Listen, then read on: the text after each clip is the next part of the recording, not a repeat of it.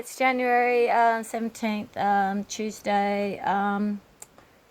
Letting you know that this is coconut oil in my hair. If you're interested, it's a great way to treat your hair when it's dry, and it's also really good for your skin. So and I know I'm in my nightie and stuff. I've been up since 5:30 this morning, and I've done nothing but read. I've been a bit, I've got to do a lot of self-care at the moment, okay? A lot of self-care. Not depressed, but, I've got a lot to do in the house. I've got a lot of hard labour to do, the house, garden, everything, and, everything is just so big and overwhelming that I have to take it bit by bit by bit.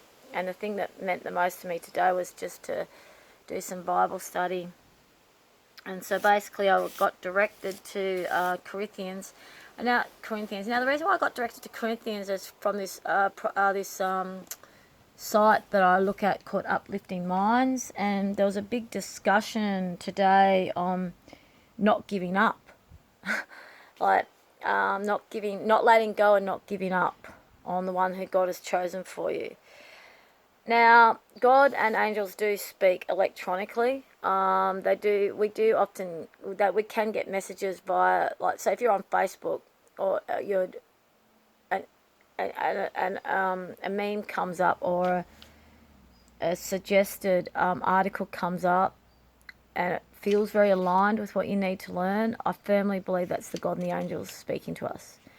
So today, when I was like, I've got to do some Bible study, I first of all went to my Bible app to look at the verse to read there, and then when that shut down, there was this article from Uplifting Minds. It was about not letting go of the one God has chosen for us, and I thought, wow, and wow again, because I woke up today for the first time in a really long time with not this huge, deep sense of sadness in my heart since, when it was the 7th or something of December when my husband left without communicating. And, it's like, it's been a really hard and tragic time because it's been Christmas, New Year's Eve, and his birthday, his 70th birthday, a couple of days ago. So, anyways, some of the notes I wrote down from that article about not letting go. It was basically saying we've got to be aware of deliverance from destruction, Ephesians 6.12. So it's basically saying there's a darkness. This is just all my shorthand writing, but basically there's darkness, a force of wickedness to move people, especially marriages, out of God's plan. So the devil, Satan's trying to break up marriages that are godly. So God is bringing people together because God's got a good plan for those people and a big plan for those people. Sorry, a bit of hair in my throat, tongue. Basically, God will do, Satan will do everything in their power to break up and destroy that marriage. And I have been wondering about whether my husband and I have been under satanic, demonic attack, because things are just so hard. They've just never been easy. It's like we love each other so much, but everything, there seems to be all these external obstacles, and then there was a lot of internal obstacles with our own traumas, and everything just felt too hard. Our internal traumas that we weren't focusing on dealing with enough, the external traumas, but yet there was this deep love that quite a few articles and quite a few people said, oh, that's trauma bond. But now I'm reading that everyone has trauma bond. All attachments and all relationships, all attraction is based on a trauma bond. So this is actually some information that Kenny Weiss very clearly says. When you're really attracted to someone, that's a trauma bond attraction.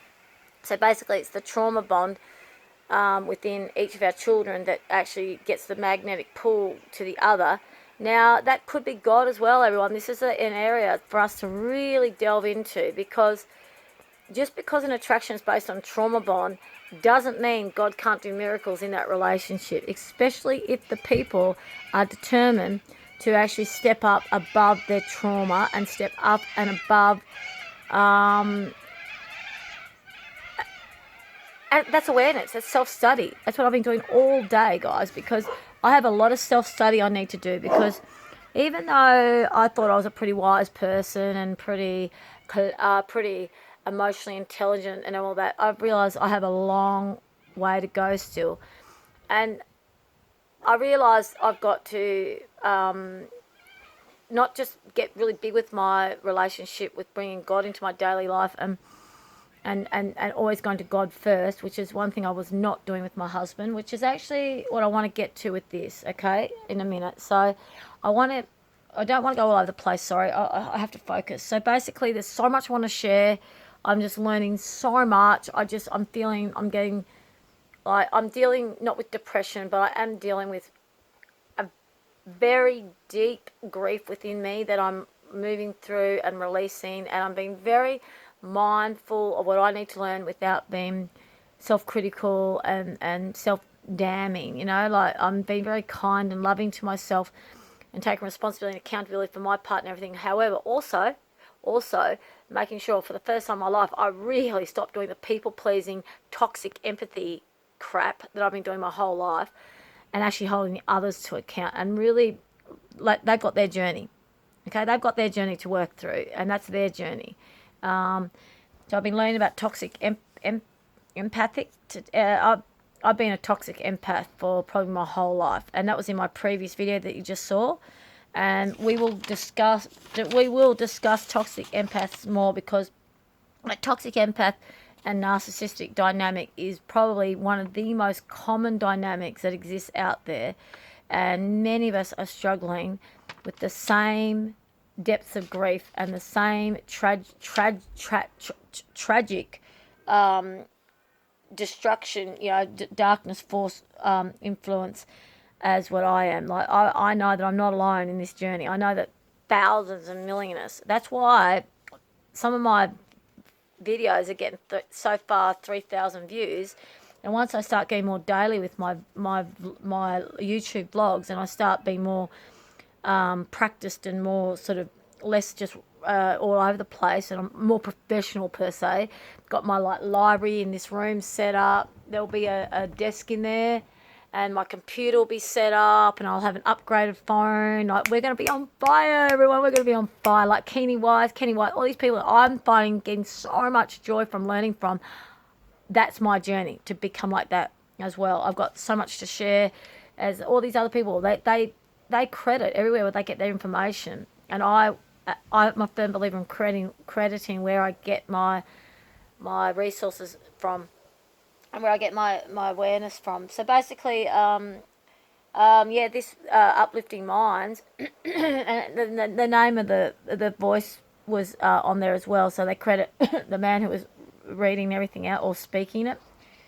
I didn't write that down, but I can do that in the future.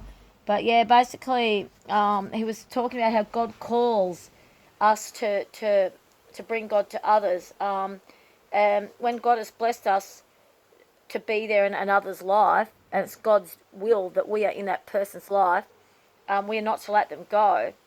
What's actually happened is God has put those people under our watch, and it's up for us to stand up for the person, fight for the person, intercede for the person, and make sure the devil doesn't get them.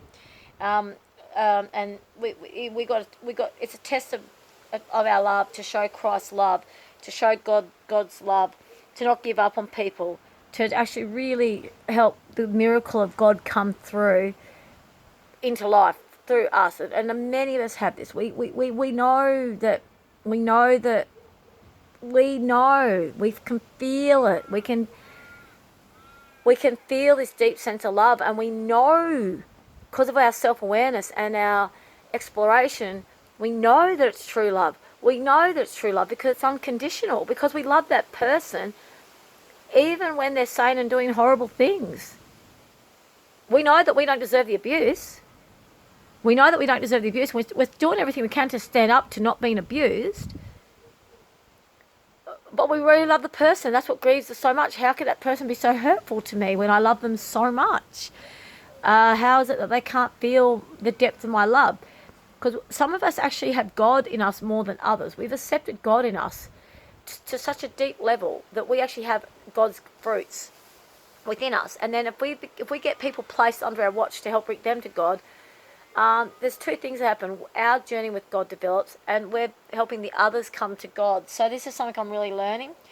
Deliverance from destruction was a big message I got today, and standing up and fighting and interceding for the other, which for me at this moment, my loves, gorgeous ones, is my husband, who I do now. I keep getting messages that God did bring us together, because it's a lot of God's intervention and angels' intervention that kept me persisting with this man, because he has made it so hard to love him. He has actually had this belief system that he was unlovable. He still has that belief system.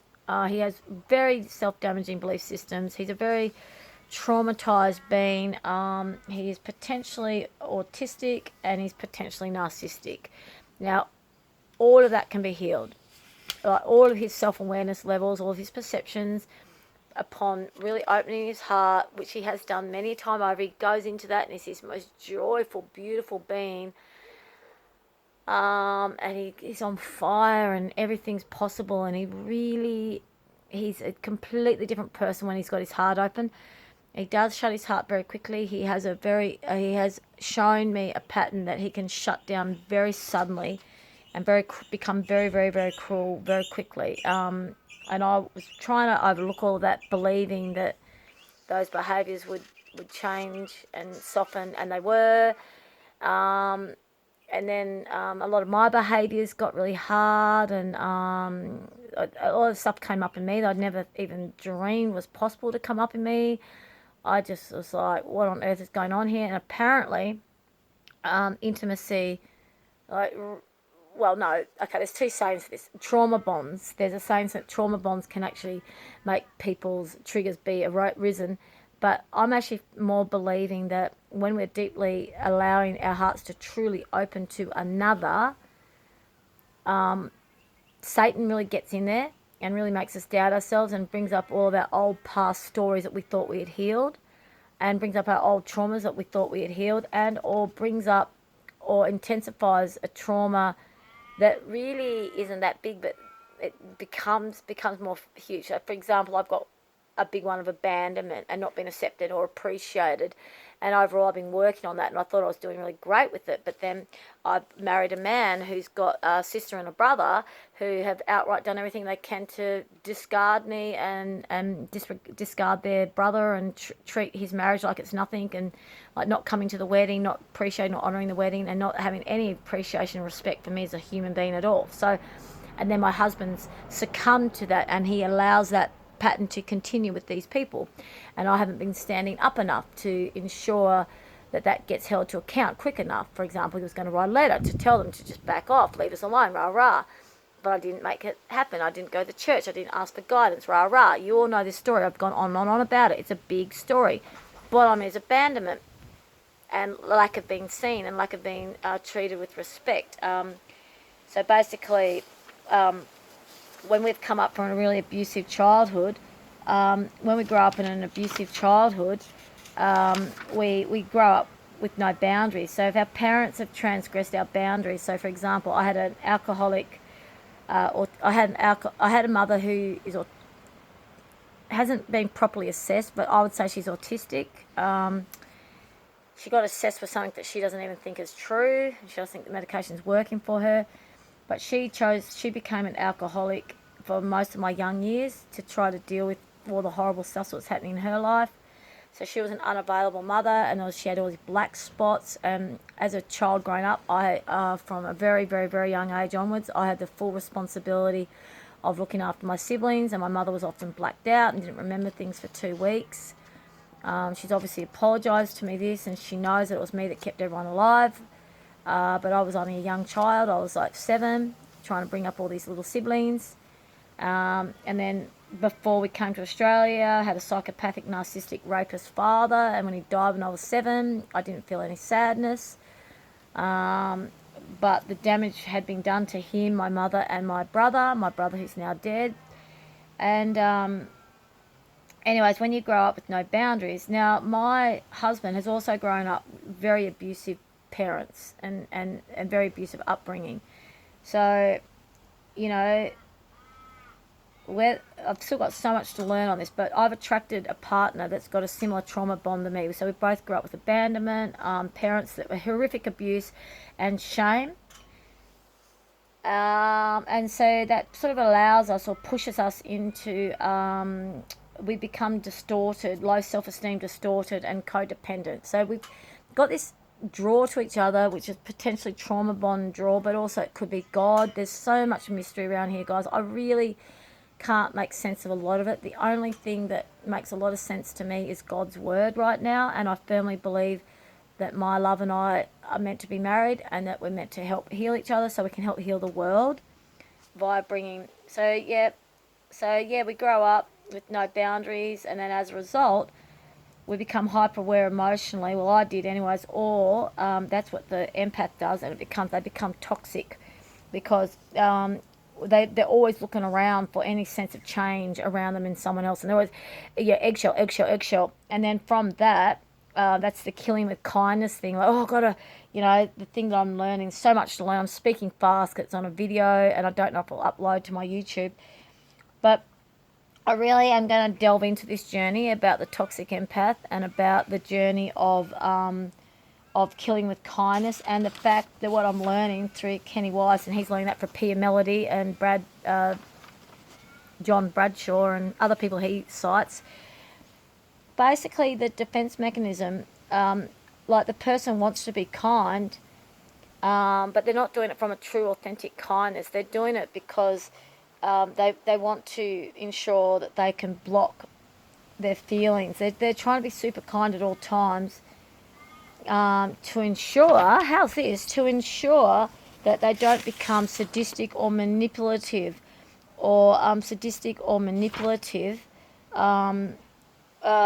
because basically an empath has been so badly traumatized, and a narcissist has been so badly traumatized that there's actually such a deep level of cruelty under there that the narcissist tries to hide it by pretending that they're better than everyone else and being cruel. An empath actually tries to hide the fact that they can be cruel, because anyway, we'll go into more and more of this later because it's such a big topic, and it's one that I'm and another thing Kenny says is stress is white hot fear, and our weakness is avoidance of truth. And I read somewhere else earlier today that our strength is our weakness. So our strength is actually our weakness. And I'm looking at that, I'm thinking overdoer, overachiever, very practical, very logical, very this, very that, very competent, capable.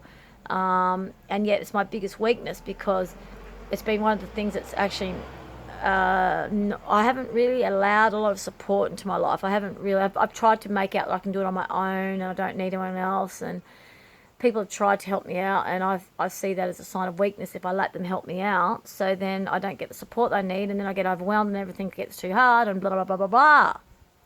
And this last thing that happened since June, when I got knocked off my socks and I got left for dead, and in every way my external circumstances were I very likely would have died if people didn't step in. There was too many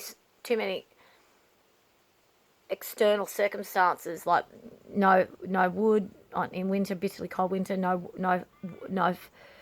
food, no money, no petrol in the car, no phone, no ability for anyone to contact me, I couldn't contact anyone else, they couldn't contact me. My husband had left me, and I at that time didn't know that he was capable of this, whereas the second time he left, discarded me, right? I was sort of like, oh, okay, you've done it again, I see. But the first time I didn't even believe it was possible in him, okay? I thought he was so committed to the marriage, okay? And he wasn't. And he's not, even right now he's not. He's not committed to the marriage, but he's not committed to himself, you see, and or life, yet. So before I run out of time, I'm learning lots and lots. Oh, yeah.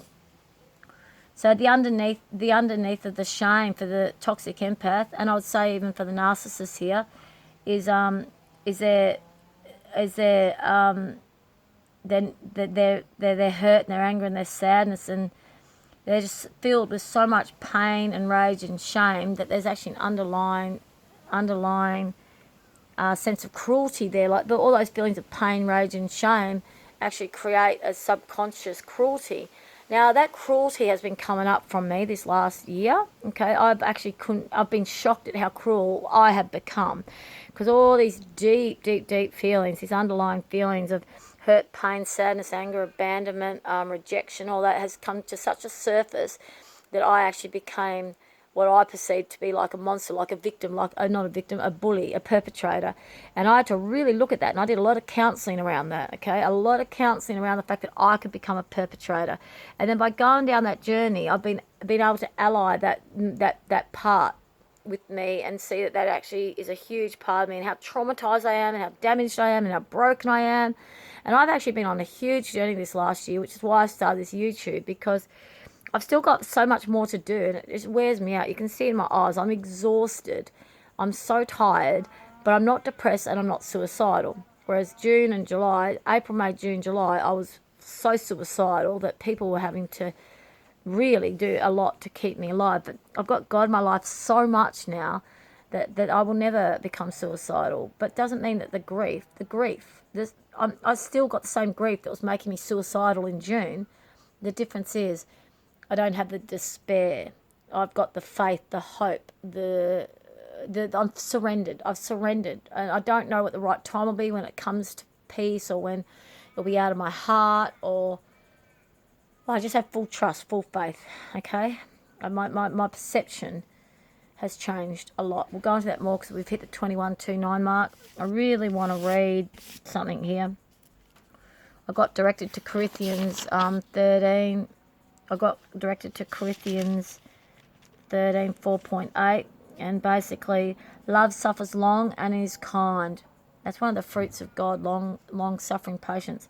Love suffers long and is kind, and not the toxic empath kind, okay? Genuine kindness, like kindness from a place of very healed, calm sense of true self, like a sense of true self.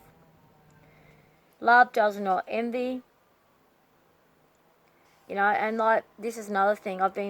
Even though my husband has a dysfunctional, toxic relationship with his sister and brother, and I really wanted them to have a good, healthy relationship, they've got this strong bond. It might be codependent, it might be toxic, it might be this, it might be that, but my husband's loyalty to them is actually stronger than his loyalty to himself and to his marriage to me and to our marriage and to our life together. And my anger that came up, the 7th of December when he left the last time, was based on envy, that he was making his sister more important than our marriage. He was making complying and kowtowing to his sister more important than honouring me getting to work and supporting our marriage and our finances. So that's envy, right? And I could feel it. I could feel this outright hatred towards his sister at that time. Envy. So I wasn't in a space of love. I was in a space of complete fear and evilness, right?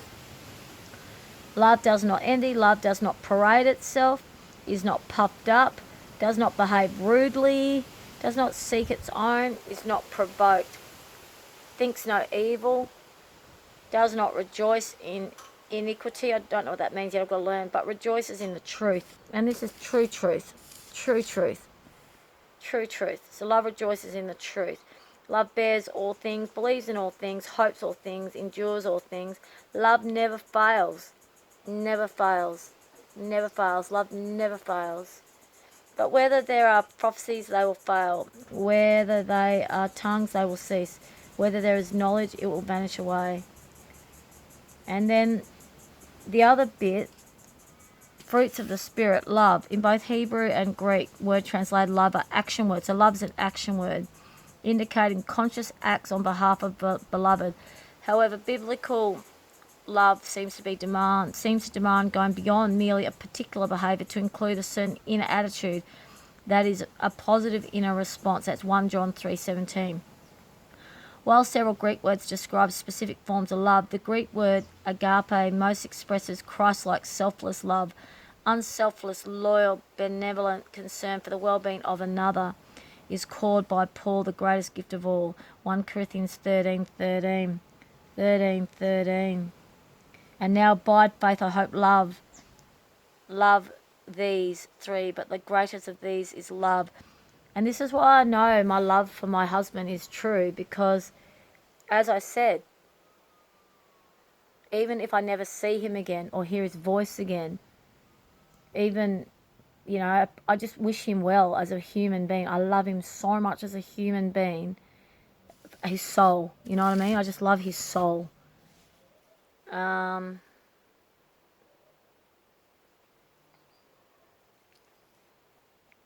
So it's unselfish. And well-being of another is called by Paul the greatest gift of all. Having such love for another and their well-being is such a great gift. And that's true empathy.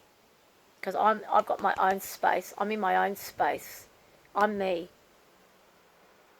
And to have true care and love for another and true regard for another without losing myself, without thinking I need that one, without being absorbed or, discombobulated, or holding true to who I am while still really deeply loving another, that's empathy. Well, yeah, I have empathy for that person's well-being,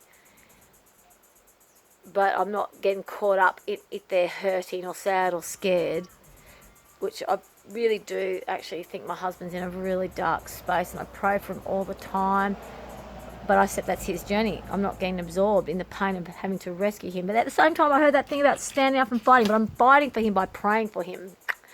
So basically, so the attributes of love reflect both feelings and loving acts. 1 Corinthians 13:4-8. True love is a characteristic as patient and slow to anger, kind and gentle to all, unselfish and giving, honest and truthful, hopeful and encouraging, enduring without end.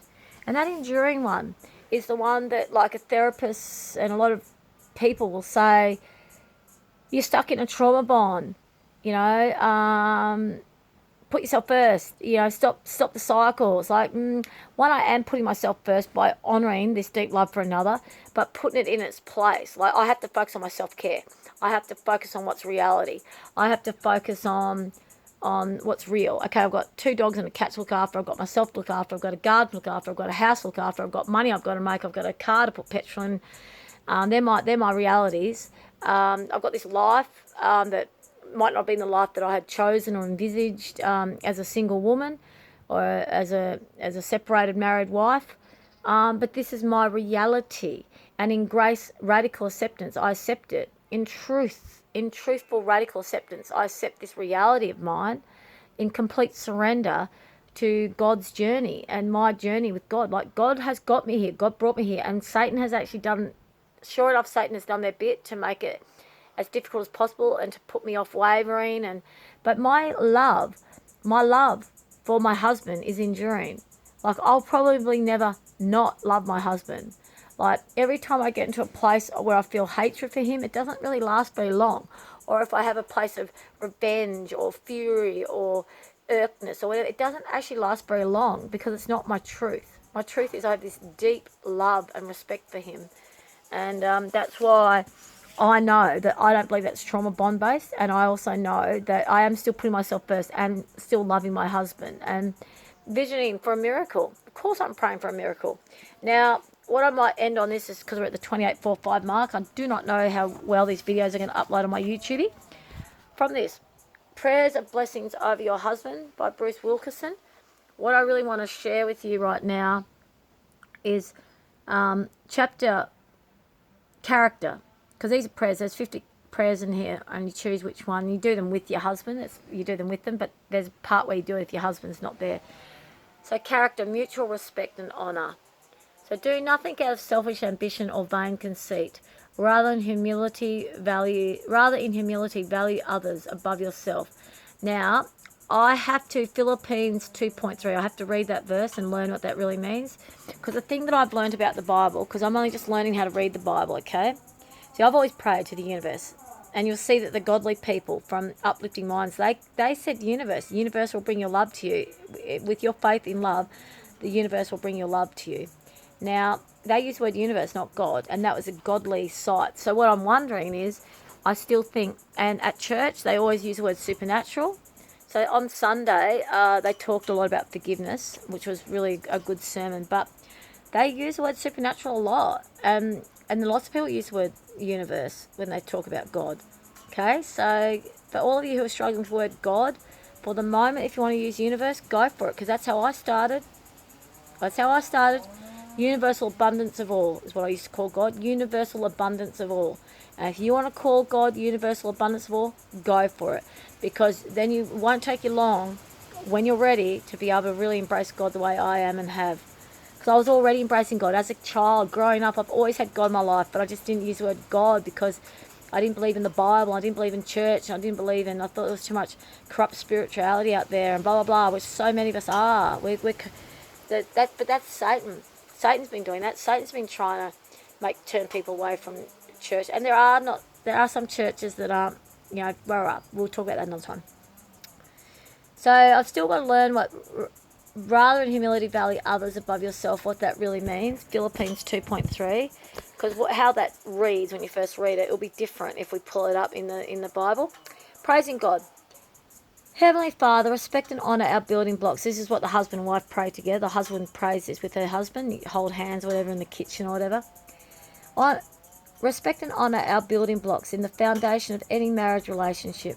Without these, the laws of love, like kindness, mercy, trust and grace, go out the window. I praise you, Jesus, that you operate in the realm of both respect and honour and have modelled for us what these qualities look like. Even in the face of your persecution, rejection and betrayal, you are the hallmark of these two qualities. And I thank you for living with me in an understanding way when I fail to give you or my husband one or the other. I praise you and that your word instructs us in the path of love and highlights this as the ultimate covering for all relational issues, disappointments and challenges, presenting the situation. So it says, use this portion to ask God to forgive you for any time you have failed to speak or act with respect or honour towards your husband.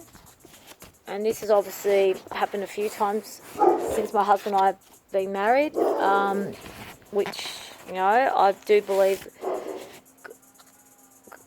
the miracle of God and the grace of God will allow my husband and I to heal upon him having the courage and commitment to come back and actually be my husband and work life out with me and in a godly way. Bring up specific things that you remember so that you can address them directly with God and, if necessary, with your husband. Ask God to give you a spirit of forgiveness and to remove the spirit of bitterness with regard to any of the times your husband has failed to treat you with respect and honour. So I've been really working on this. I've been working on forgiveness of myself and forgiveness of my husband and forgiveness of his family and forgiveness of, mainly that group of